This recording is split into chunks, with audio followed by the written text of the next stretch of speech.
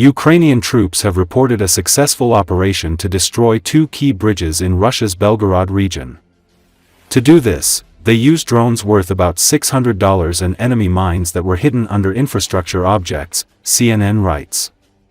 According to the 58th Separate Motorized Infantry Brigade, the bridges were of strategic importance to the Russian army. Ammunition and reinforcements were transported across them.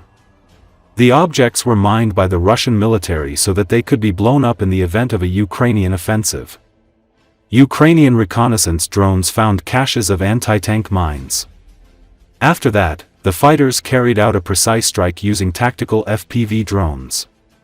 The published footage shows powerful explosions that destroyed both bridges. We saw the mines and struck.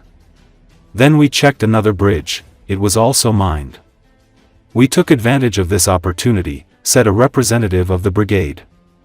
The cost of the drones used was between 25 and 30,000 hryvnia.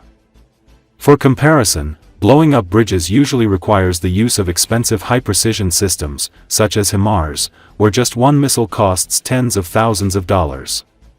Thus, the operation became an example of the effective use of cheap technologies against a much more expensive enemy arsenal. Ukraine has experience in destroying bridges to deter an adversary. At the start of the full-scale invasion in 2022, a number of bridges near Kiev were blown up, delaying the Russian advance. Now this tactic has been successfully used on Russian territory, which has become rare positive news for Ukraine against the backdrop of the difficult situation on the front and the constant Russian airstrikes on civilian cities. Moscow has not yet officially commented on the destruction of the bridges.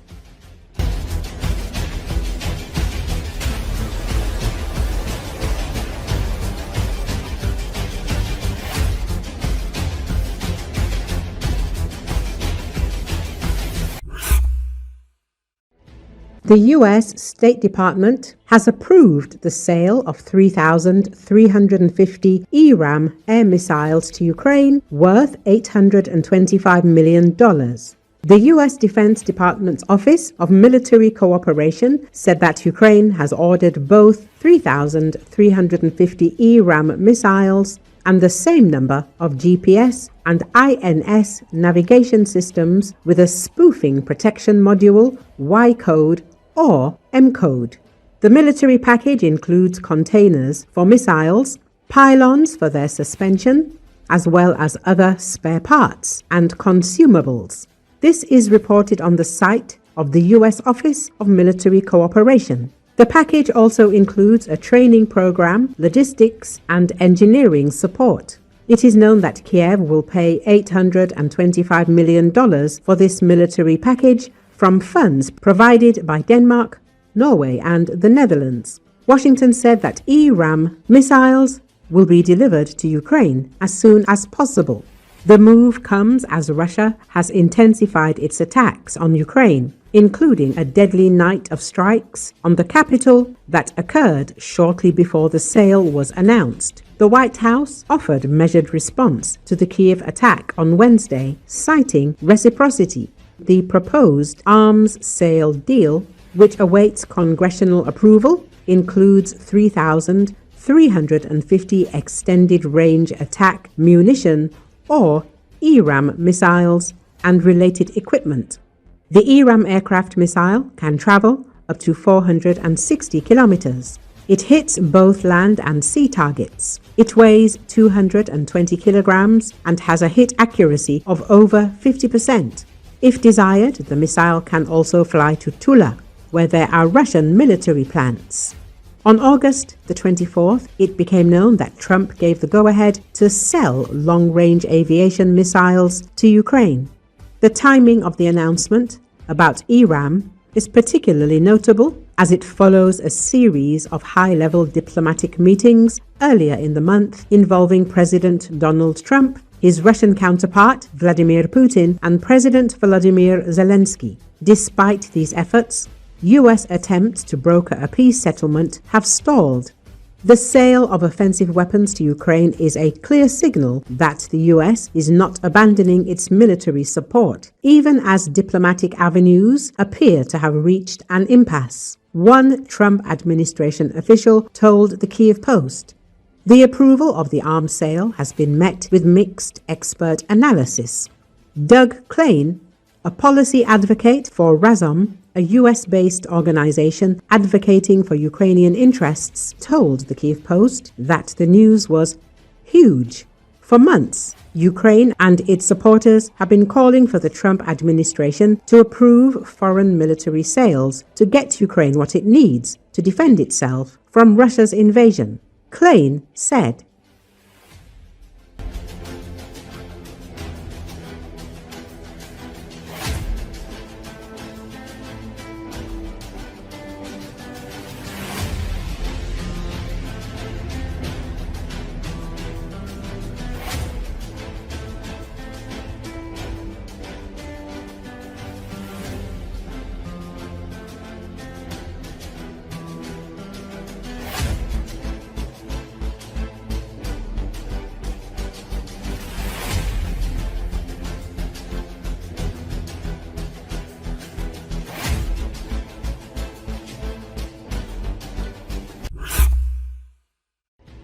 Ukrainian military have hit another important enemy facility that supplies the Russian army with oil products. This was reported by the General Staff of the Armed Forces of Ukraine on August 29. It is indicated that tonight a complex fire strike was carried out on a linear production station in the area of the settlement of NATO Pavichi in the Bryansk region of the Russian Federation.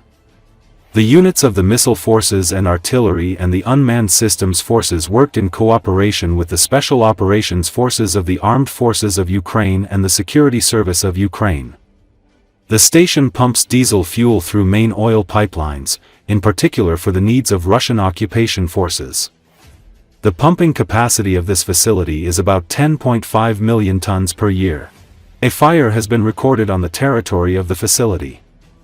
The results of the damage are being clarified, the report says. Let us recall that yesterday the Ukrainian armed forces struck two oil refineries in Russia, the Afipsk oil refinery in Krasnodar Krai and the Kuibishevsky oil refinery in Samara Oblast. Afipsk oil refinery, which main products are gasoline and diesel fuel, is involved in supplying the army of invaders. The annual refining volume is 6.25 million tons of oil per year, the statement said. Also, units of the Unmanned Systems Forces and Special Operations Forces inflicted fire damage on the Kuibyshev oil refinery in the Samara region of the Russian Federation. Explosions and a fire were recorded on the territory of the plant.